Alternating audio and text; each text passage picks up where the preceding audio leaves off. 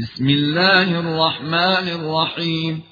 إذا السماء انفطرت وإذا الكواكب انتثرت وإذا البحار فجرت وإذا القبور بعثرت علمت نفس ما قدمت وأخرت.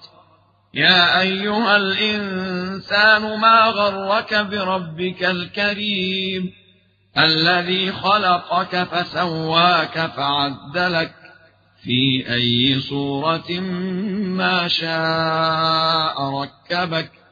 كلا بل تكذبون بالدين وإن عليكم لحافظين كراما كاتبين يعلمون ما تفعلون. إن الأبرار لفي نعيم وإن الفجار لفي جحيم يصلونها يوم الدين وما هم عنها بغائبين.